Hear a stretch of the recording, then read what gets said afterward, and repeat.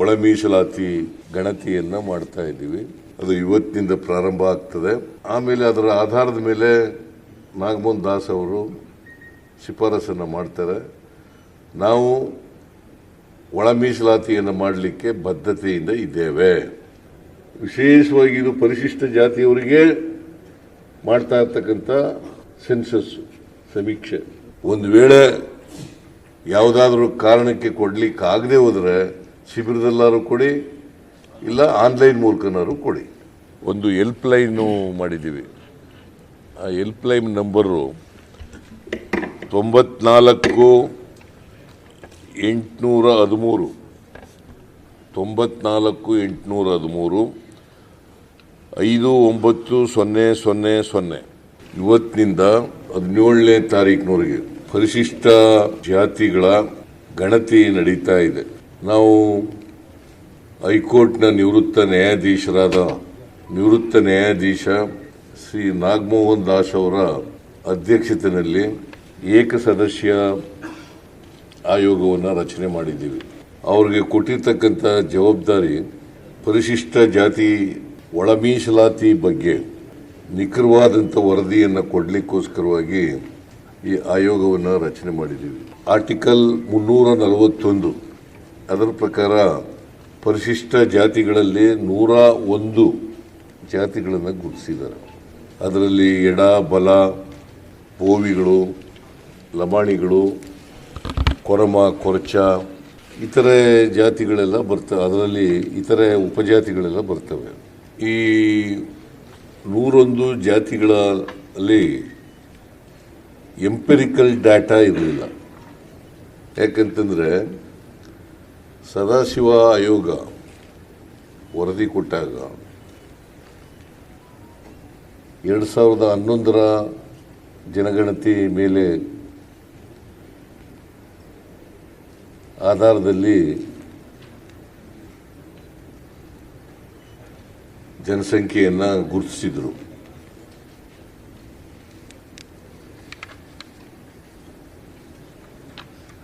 ಒಂದು 8/2024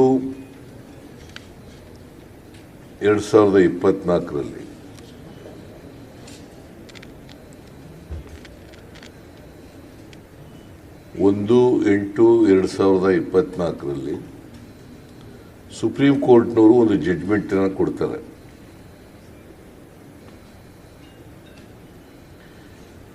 ಇದು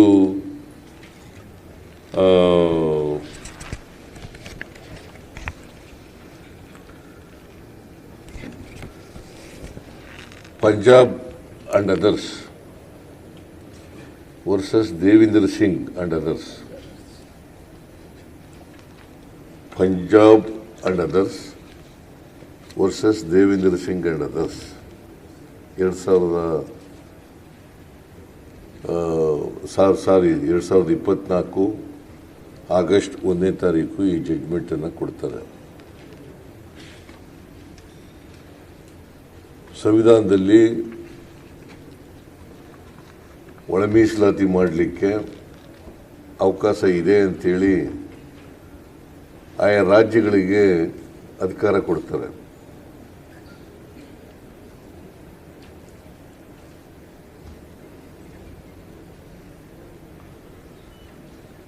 ಸೊ ಇದಾದ್ಮೇಲೆ ನಾಗಮೋಹನ್ ದಾಸ್ ಅವರ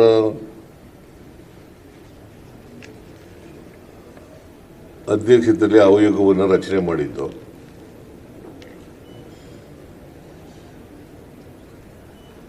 ಅವರು ಒಂದು ಮಧ್ಯಂತರ ವರದಿಯನ್ನು ಕೊಡ್ತಾರೆ.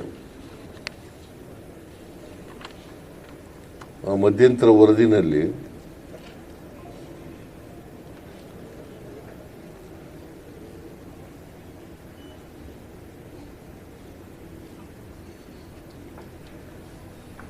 ಎಂಪಿರಿಕಲ್ ಡಾಟಾ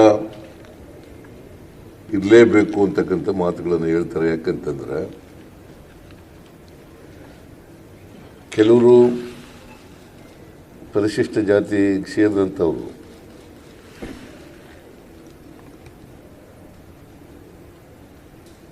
ಆದಿ ದ್ರಾವಿಡ, ಆದಿ ಕರ್ನಾಟಕ ಮತ್ತು ಆದಿ ಆಂಧ್ರ ಅಂತೇಳಿ ಎಡಗೈನವರು ಬರ್ಕೊಂಡಿರ್ತಾರೆ, ಬಲಗೈನವರು ಬರ್ಕೊಂಡಿರ್ತಾರೆ. ಎಡಗೈನವರು ಬರ್ಕೊಂಡಿರ್ತಾರೆ, ಬಲಗೈನವರು ಬರ್ಕೊಂಡಿರ್ತಾರೆ. ಆಮೇಲೆ SC ಅಂತ ಬರೆದಿರ್ತಾರೆ.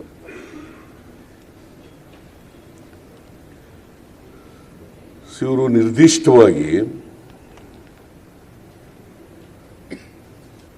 ಎಡಗೈಗೆ ಸೇರಿದವರ ಬಲಗೈಗೆ ಸೇರಿದವರ ಅಂತಕ್ಕಂಥದ್ದು ನಿಖರವಾಗಿ ಗೊತ್ತಾಗಲ್ಲ. ಅನೇಕ ಭಾಗಗಳಲ್ಲಿ ಕೆಲವರು ಎಡಗೈ ಅಂತ ಬರ್ಕೊಂಡಿರ್ತಾರೆ, ಎಲ್ಲ ಆದಿದ್ರಾವಿಡ ಎಡಗೈ ಅಂತ ಕರ್ಕೋತಾರೆ. ಆಮೇಲೆ ಇನ್ನು ಕೆಲವು ಕಡೆ ಅದೇ ಆದಿದ್ರಾವಿಡ ಬಲಗೈ ಅಂತಲೂ ಕರ್ಕೋತಾರೆ. ಆಮೇಲೆ ಹಾಗೆಯೇ ಆದಿ ಕರ್ನಾಟಕದವರು ಕೂಡ ಅದೇ ರೀತಿ ಕರ್ಕೋತಾರೆ. ಆದಿ ಕರ್ನಾಟಕದವರು ಕೂಡ ಅದೇ ರೀತಿ ಕರ್ಕೋತಾರೆ. ಆದಿ ದ್ರಾವಿಡರು ಕೂಡ ಹಂಗೆ ಅದೇ ರೀತಿ ಕರ್ಕೋತಾರೆ. ಆಮೇಲೆ ಆದಿ ಆಂಧ್ರ ಅವರು ಕೂಡ ಕರ್ಕೋತಾರೆ. ಹಾಗಾಗಿ ನಿಖರವಾಗಿ ಯಾರು ಎಷ್ಟು ಜನಸಂಖ್ಯೆ ಇದ್ದಾರೆ ಅಂತಕ್ಕಂಥದ್ದು 2011ರ ಜನಗಣತಿ ಮೂಲಕ ಗೊತ್ತಾಗಲ್ಲ.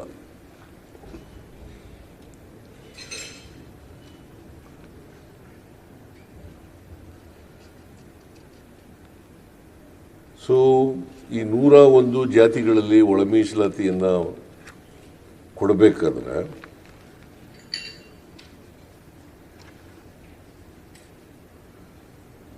ನಿರ್ದಿಷ್ಟವಾದಂಥ ಅಂಕಿಅಂಶಗಳು ಬೇಕಾಗ್ತದೆ. ಜಾತಿ ಬಗ್ಗೆ ನಿರ್ದಿಷ್ಟವಾದಂಥ ಅಂಕಿಅಂಶಗಳು ಬೇಕಾಗ್ತದೆ.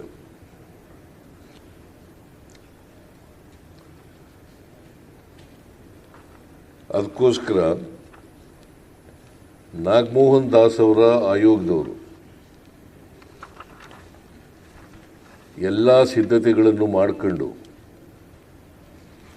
ಅಂದರೆ ಸಿದ್ಧತೆಗಳು ಅಂದರೆ ತರಬೇತಿ ಕೊಡ್ತಕ್ಕಂಥದ್ದು, ಗಣತಿದಾರರಿಗೆ ತರಬೇತಿ ಕೊಡ್ತಕ್ಕಂಥದ್ದು, ಮೇಲ್ವಿಚಾರಕರಿಗೆ ತರಬೇತಿ ಕೊಡ್ತಕ್ಕಂಥದ್ದು,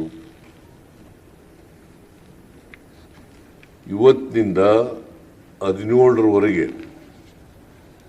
ಇವತ್ತಿನಿಂದ ಪ್ರಾರಂಭ ಆಗಿ 17ರವರೆಗೆ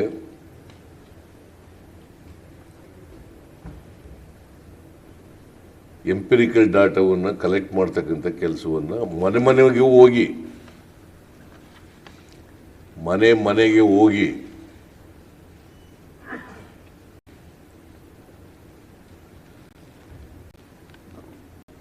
ಮಾಡ್ತಕ್ಕಂಥ ಕೆಲಸವನ್ನು ಮಾಡ್ತಾರೆ. ಸುಮಾರು 65,000 ಟೀಚರ್ಗಳು ಜಿಲ್ಲಾಧಿಕಾರಿಗಳು ನೇಮಕ ಮಾಡಿದ್ದಾರೆ.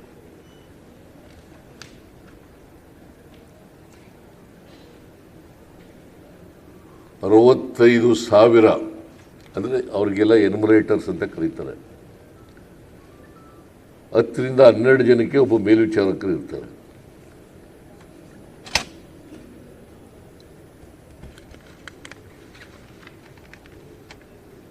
ಹತ್ತರಿಂದ 12 ಜನರಿಗೆ ಒಬ್ಬ ಮೇಲ್ವಿಚಾರಕರು ಇರ್ತಾರೆ. ಇದು ಮನೆಗೆ ಹೋಗಿ ಭೇಟಿ ಕೊಡೋದ್ರ ಜೊತೆಗೆ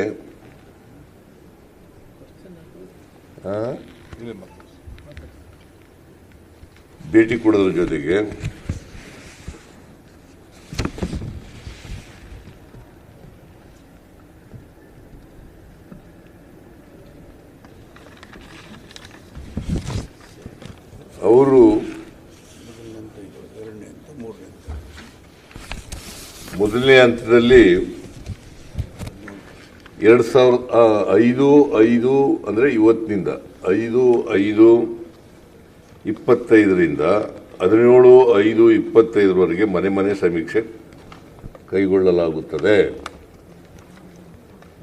ಎರಡನೇ ಹಂತದಲ್ಲಿ 19/5/2025ರಿಂದ 21/5/25ವರೆಗೆ ವಿಶೇಷ ಶಿಬಿರಗಳಲ್ಲಿ ಸಮೀಕ್ಷೆ ಹಮ್ಮಿಕೊಳ್ಳಲಾಗಿದೆ.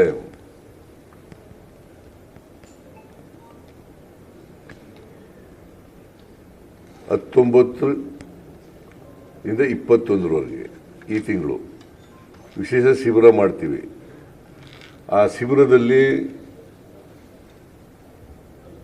ಸಮೀಕ್ಷೆ ಮಾಡ್ತಾರೆ. ಅಲ್ಲೂ ಬಂದು ಹೇಳ್ಬೋದು, ಯಾರು ಒಂದು ವೇಳೆ ಬಿಟ್ಟೋಗಿದ್ರೆ ಅವರು ಬಂದು ಹೇಳ್ಬೋದು. ಆಮೇಲೆ 3ನೇ ಹಂತದಲ್ಲಿ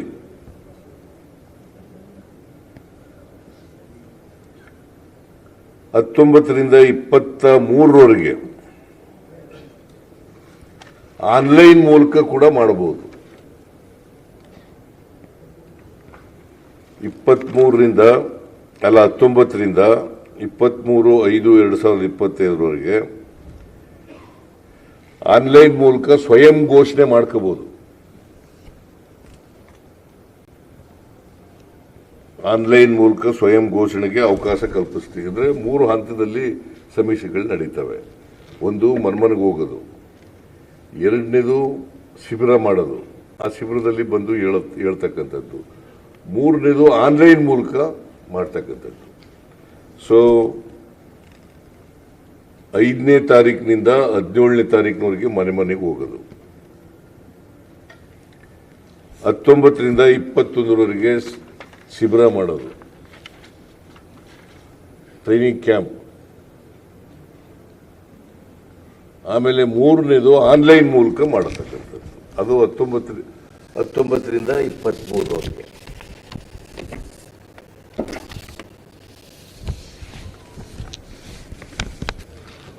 ಸೊ ಈ 3 ಮೂಲಕ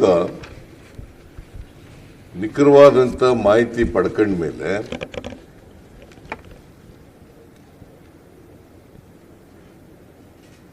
ಅರವತ್ತು ದಿನಗಳಲ್ಲಿ ವರದಿ ಕೊಡಿ ಅಂತ ಹೇಳಿದ್ದೀವಿ ನಾವು.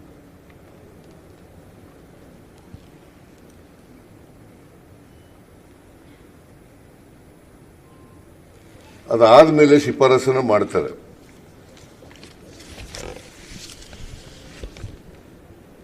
ಅದಾದ್ಮೇಲೆ ನ್ಯಾಯಮೂರ್ತಿಗಳಾದ ಮಹತಿಗಳು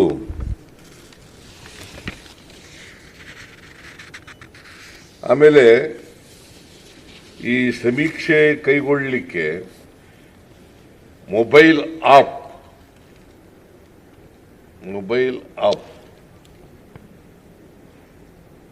ಮೂಲಕ ಬೆಳಿಗ್ಗೆ 6:30ರಿಂದ ಸಂಜೆ 6:30ರವರೆಗೆ ಅದು ಎನೇಬಲ್ಡ್ ಮಾಡಲಾಗಿರುತ್ತದೆ, ಅವಕಾಶ ಮಾಡಿಕೊಟ್ಟಿದೆ. ಇದು ಮನೆಗೆ ಹೋದಾಗ ಅವರೆಲ್ಲ ಮಾಹಿತಿ ಕೊಡಬೇಕು. ನಾವು ಈಗ ಆದಿ ದ್ರಾವಿಡ, ಆದಿ ಕರ್ನಾಟಕ, ಆದಿ ಆಂಧ್ರ ಅಂತ ಹೇಳ್ತಾರಲ್ಲ, ಅವರು ನಾವು ಯಾವ ಮೂಲ ಯಾವ ಜಾತಿಗೆ ಸೇರಿದ್ದೀವಿ ಅಂತಕ್ಕಂಥದ್ದನ್ನು ಹೇಳಬೇಕು.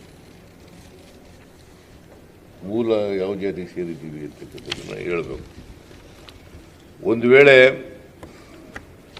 ಆ ಮನೆಗೆ ಹೋದಾಗ ಮಾಹಿತಿ ಕೊಡಲಿಕ್ಕೆ ಸಾಧ್ಯ ಆಗದೇ ಇದ್ರೆ, ಸ್ವಯಂ ಪ್ರೇರಿತರಾಗಿ ಯಾರು ಆ ಥರದವ್ರು ಇದ್ರೆ ಅವ್ರಿಗೂ ಅವಕಾಶಗಳನ್ನು ಕಲ್ಪಿಸ್ಕೊಡ್ತೀವಿ.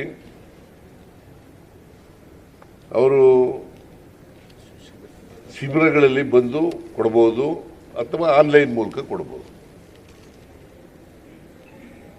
ಯಾಕಂದ್ರೆ ಯಾರು ತಪ್ಪಿಸ್ಕೋಬಾರದು ಅನ್ನೋದು ಉದ್ದೇಶ. ಯಾರು ವೈಜ್ಞಾನಿಕವಾಗಿರಬೇಕು, ಟ್ರಾನ್ಸ್ಪರೆಂಟ್ ಆಗಿರಬೇಕು. ವಿಶೇಷವಾಗಿ ಇದು ಪರಿಶಿಷ್ಟ ಜಾತಿಯವರಿಗೆ ಮಾಡ್ತಾ ಇರ್ತಕ್ಕಂಥ ಸೆನ್ಸಸ್ ಸಮೀಕ್ಷೆ. ಆಮೇಲೆ ನಾವು ಇದನ್ನ ಜಾತಿ ಗಣತಿ ಮಾಡ್ತೀವಿ ಅಂತೇಳಿ ಮ್ಯಾನಿಫೆಸ್ಟೋನಲ್ಲಿ ಒಳ ಮೀಸಲಾತಿ ಮಾಡ್ತೀವಿ ಅಂತಲೂ ಕೂಡ ಹೇಳಿದ್ದು ನಾವು. ಚಿತ್ರದುರ್ಗದಲ್ಲಿ ನಮ್ಮ ಮ್ಯಾನಿಫೆಸ್ಟೋನಲ್ಲಿ ಕೂಡ ಘೋಷಣೆ ಮಾಡಿದ್ದು. ನಾಗಮೋಹನ್ ದಾಸ್ ಅವರು ಎಂಪೆರಿಕಲ್ ಡಾಟಾ ಬೇಕಾಗ್ತದೆ ಅಂತ ಹೇಳಿದ್ರಿಂದ, ಮತ್ತೆ ಬಹಳ ಜನ ಪರಿಶಿಷ್ಟ ಜಾತಿಗೆ ಸೇರಿದಂಥವರು ಎಂಪೆರಿಕಲ್ ಡಾಟಾ ಬೇಕು ಅಂತ ಹೇಳಿದ್ರಿಂದ, ಒಂದು ನಾಗಮೋಹನ್ ದಾಸ್ ಅವರ ಆಯೋಗ ವರದಿ ಕೊಟ್ಟಿದ್ದಾರೆ, ವರದಿ ಕೊಟ್ಟಿದ್ದಾರೆ. ಅದ್ರ ಪ್ರಕಾರನೂ ಕೂಡ ಎಂಪಿರಿಕಲ್ ಡಾಟಾ ಬೇಕೇ ಬೇಕು ಅಂತ ಹೇಳಿದ್ದಾರೆ. ಆಮೇಲೆ ಬಹಳ ಜನ ಪರಿಶಿಷ್ಟ ಜಾತಿಗೆ ಸೇರಿದಂಥವರು ಕೂಡ ಹೇಳಿದ್ದಾರೆ. ಮತ್ತೆ ಕೋರ್ಟು ಕೂಡ ಹೇಳಿದೆ, ಸುಪ್ರೀಂ ಕೋರ್ಟು ಕೂಡ ಹೇಳಿದೆ ಎಂಪಿರಿಕಲ್ ಡಾಟಾ ಇರಬೇಕು ಅಂತ. ಅದರಿಂದ ಎಲ್ಲ ಕಾರಣಗಳಿಗೋಸ್ಕರ ಕರಾರುವಾಕ್ಕಾಗಿ ಯಾವ ಜಾತಿಗೆ ಸೇರಿದವರು, ಎಡಗೈಗೆ ಸೇರಿದವರು ಎಷ್ಟು ಜನ ಇದ್ದಾರೆ, ಬಲಗೈಗೆ ಸೇರಿದವರು ಎಷ್ಟು ಜನ ಇದ್ದಾರೆ, ಲಮಾಣಿ ಜನ ಸೇರಿದವರು ಎಷ್ಟು ಜನ ಇದ್ದಾರೆ, ಬೋವಿ ಜನ ಎಷ್ಟು ಸೇರಿದ್ದಾರೆ, ಕೊರಮ ಕೊರ್ಚ ಜನ ಸೇರಿದ್ದಾರೆ, ಬೇರೆಯವರು ಉಪಜಾತಿಗಳೆಲ್ಲ ಎಷ್ಟು ಸೇರಿದ್ದಾರೆ, ಇವುಗಳೆಲ್ಲ ಗೊತ್ತಾಗಲಿ ಅಂತೇಳಿ ನಾವು ಒಳ ಮೀಸಲಾತಿ ಗಣತಿಯನ್ನು ಮಾಡ್ತಾ ಇದ್ದೀವಿ. ಅದು ಇವತ್ತಿನಿಂದ ಪ್ರಾರಂಭ ಆಗ್ತದೆ. ಆಮೇಲೆ ಅದರ ಆಧಾರದ ಮೇಲೆ ನಾಗಮೋಹನ್ ದಾಸ್ ಅವರು ಶಿಫಾರಸನ್ನು ಮಾಡ್ತಾರೆ. ನಾವು ಒಳ ಮೀಸಲಾತಿಯನ್ನು ಮಾಡಲಿಕ್ಕೆ ಬದ್ಧತೆಯಿಂದ ಇದ್ದೇವೆ. ನಾನು ಎಲ್ಲ ಪರಿಶಿಷ್ಟ ಜಾತಿಯವರಲ್ಲಿ ಮನವಿ ಮಾಡ್ತೇನೆ, ದಯಮಾಡಿ ಎಲ್ಲರೂ ಕೂಡ ಈ ಒಳ ಮೀಸಲಾತಿ ಸಮೀಕ್ಷೆಯಲ್ಲಿ ಭಾಗವಹಿಸಿ. ಗಣತಿದಾರರು ನೀವು ಬಂದಾಗ, ಎನ್ಯುಮರೇಟರ್ಸ್ ಬಂದಾಗ ಮಾಹಿತಿಯನ್ನು ಕೊಡಿ.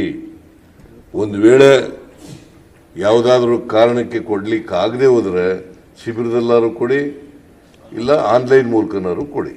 ಇದು ನಮ್ಮ ಮನವಿ. ಅದು ಮತ್ತೆ ಹೊರಗಡೆ ಎಲ್ಲರೂ ಕೆಲಸಕ್ಕೆ ಹೋಗಿದ್ದಾರೆ. ಈಗ ಲಮಾಣಿ ಜನ ಒಂದೊಂದು ಸಾರಿ ಹೊರಗಡೆ ಹೊರಟೋಗಿರ್ತಾರೆ, ಬೇರೆಯವರೆಲ್ಲ ಹೊರಗಡೆ ಹೋಗ್ತಾರೆ. ಅಂಥವರು ಕೂಡ ಆನ್ಲೈನ್ ಮೂಲಕ ಕಳಿಸ್ಬೋದು.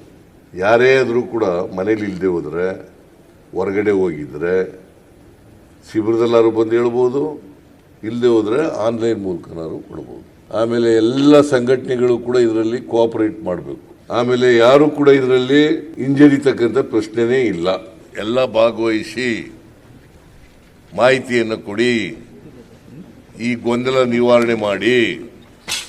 ಗೊಂದಲ ಇರಬಾರದು. ಎಂಪೆರಿಕಲ್ ಡಾಟಾ ಸಿಕ್ಕಬೇಕಾದ್ರೆ ಈ ಗೊಂದಲ ಇರದೇ ರೀತಿಯಲ್ಲಿ ಮಾಡಬೇಕು. ನೋಡಿ, ಇದು ಒಂದು ಕೈಪಿಡಿ ತಯಾರು ಮಾಡಿದ್ದಾರೆ. ಇದು ಜಾತಿ ಗಣತಿ ಇದು ಎಂಪೆರಿಕಲ್ ಡಾಟಾ ಕಲೆಕ್ಟ್ ಮಾಡೋದು. ಅದರಲ್ಲಿ ಮಾಡುವಾಗ ಆರ್ಥಿಕವಾಗಿ, ಸಾಮಾಜಿಕವಾಗಿ, ಔದ್ಯೋಗಿಕವಾಗಿ, ರಾಜಕೀಯವಾಗಿ ಕೂಡ ಮಾಡ್ತಾರೆ. ಆಮೇಲೆ ಇನ್ನೊಂದು ನಿಮಗೆ ಇನ್ನೊಂದು ಏನು ಹೇಳ್ತೀನಿ ಅಂದರೆ, ಒಂದು ಹೆಲ್ಪ್ ಲೈನು ಮಾಡಿದ್ದೀವಿ. ಆ ಹೆಲ್ಪ್ ಲೈನ್ ನಂಬರು 94 813 94 813 59000 94 813 59000. ಆಮೇಲೆ 24/7 ಅರೌಂಡ್ ದಿ ಕ್ಲಾಕ್ ಇದು ಸಿಗುತ್ತೆ. ಈ ನಂಬರ್ಗೆ ಮಾಡಬಹುದು. This is the help line. ಅದಕ್ಕೂ ಇದಕ್ಕೂ ಸಂಬಂಧ ಇಲ್ಲ ಅಂತ ಎಷ್ಟು ಸಾರಿ ಹೇಳಿದ್ರೆ, no we are not going to consider. We consider only Nagamohan Das ಅವರ ಇದು ಬರೀ SC ಗಳಿಗೆ ಮಾತ್ರ ಮಾಡೋದು.